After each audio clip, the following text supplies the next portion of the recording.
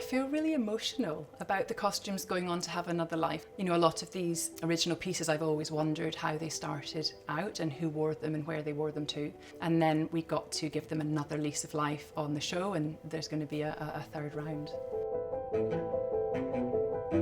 So I joined Downton for series 5, and when I got the call to say that I had the job, my initial reaction was, oh wow, how am I going to pull this off?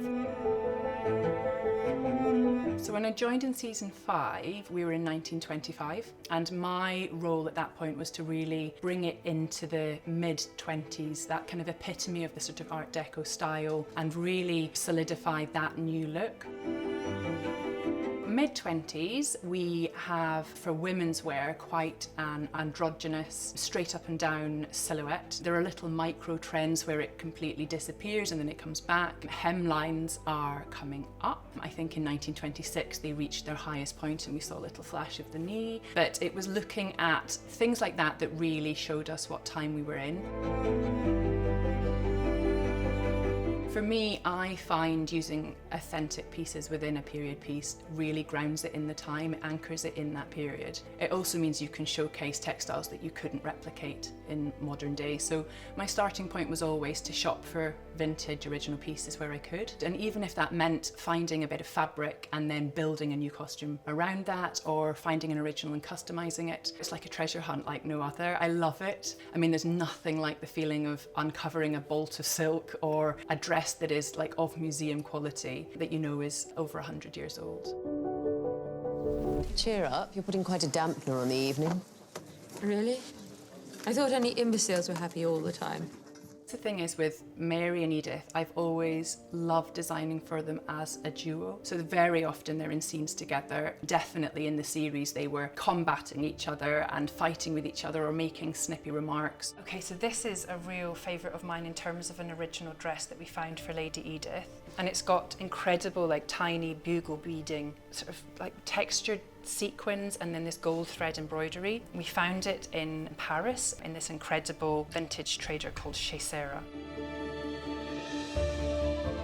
With Lady Mary, I would often look at quite like bold primary colour blocking, a bit more angular. It's less likely we'd have soft floral patterns that we might have on Edith. We'd have a more geometric sort of deco-based design for Mary.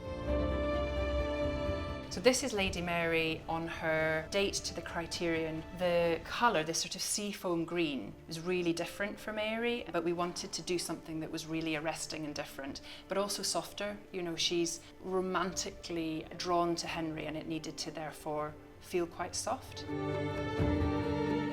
I think I could probably identify Lady Mary's fashion show look as one of my real favourites, and I think that was because it was a moment where I found Lady Mary, and it was an incredibly striking, bold, elegant look and was just quintessentially her. This is Lady Mary's fashion show outfit, and had this like beautiful kind of low hip-hugging ruched belt around her hips and this really graphic pleated necktie that sort of cascades down to give really kind of graphic shape. A kind of beautiful combination of black, blue and ivory that she wore with this really bold red cloche hat, and it's just such a striking look. I still love it when I see the stills from the series.